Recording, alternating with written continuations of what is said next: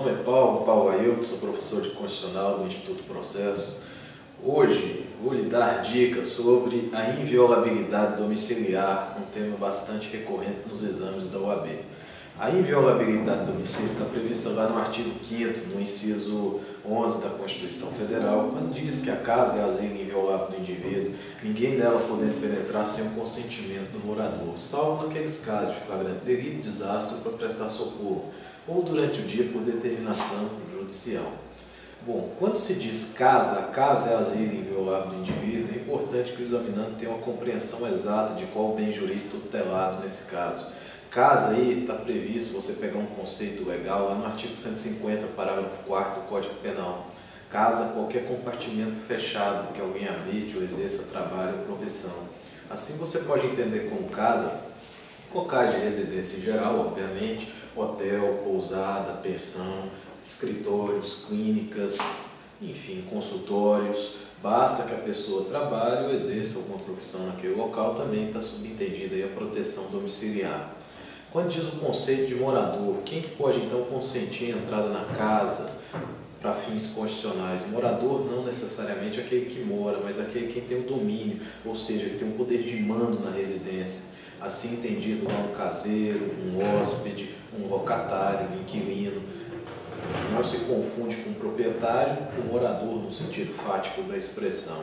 A Constituição Federal estabelece alguns casos em que, havendo urgência, é possível a entrada na casa, independente do consentimento do morador, de dia ou de noite, ou mesmo de ordem judicial. São os três casos: flagrante delito, desastre para prestar socorro. O conceito de flagrante delito é um conceito legal, está lá no artigo 301 do Código de Processo Penal. Flagrante delito é aquele flagrante, vem do latim flagrare, o crime está acontecendo ou acabou de acontecer, ou por circunstâncias o crime presumidamente acabou de acontecer naquele local. Tem uma divergência na doutrina que envolve aquele flagrante, quase flagrante ou flagrante impróprio, em que a pessoa fica sob perseguição logo após o cometimento do delito. Por exemplo, a banca examinadora CESP, já que é uma prova de concurso do CESP, em que a pessoa sob perseguição, mesmo entrando na casa, mesmo estando em flagrante delito, não seria possível a entrada na casa, já que o flagrante não está acontecendo dentro da casa. Para outra parte da doutrina, essa situação justificaria a entrada na casa independente do consentimento do morador de ordem judicial. Importante para a sua prova da OAB é você ter essa compreensão. Flagrante delito, desastre para prestar socorro, a entrada na casa é incondicionada. Bom, por último, por ordem judicial, a entrada na casa só pode ocorrer durante a noite. O conceito de dia, noite, também há uma divergência doutrinária a respeito. Parte da doutrina vai entender que dia é nascer e pôr do sol. Parte da doutrina vai entender que é do horário que compreende das 6 às 18 horas. Essa divergência afasta a cobrança disso numa prova do exame da OAB, porque caberia recurso para uma ou para outra situação.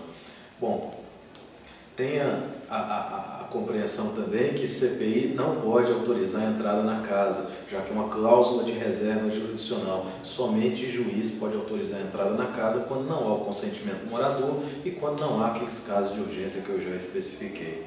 Por fim, tenha a lembrança que, em se tratando de escritório de advocacia, há que ser aplicado o artigo 7º, parágrafo 6º da Lei 8.906 de 94, o Estatuto da OAB. Nesse caso, quando se tratar de escritório de advocacia, o mandado de busca e apreensão dentro desse escritório só pode acontecer com a presença de representante da OAB e, ainda assim, quando o próprio advogado for o investigado na persecução criminal, ou seja, haver indício de autoria e materialidade do próprio advogado. Tem um caso importante em que o Supremo Tribunal Federal autorizou policiais a adentrarem no escritório de advocacia no período noturno para instalar equipamento de escutas. Essa excepcionalidade se justificou porque o escritório estaria sendo utilizado para a prática de crimes. Então, se cair na sua prova, é possível a entrada de policiais no escritório de advocacia quando o escritório está sendo utilizado para a prática de crime? Sim, essa entrada, repito, aconteceu no período noturno, o que foge à regra constitucional, mas se justifica em razão da excepcionalidade do escritório servir como escritório do crime. É só isso. Obrigado.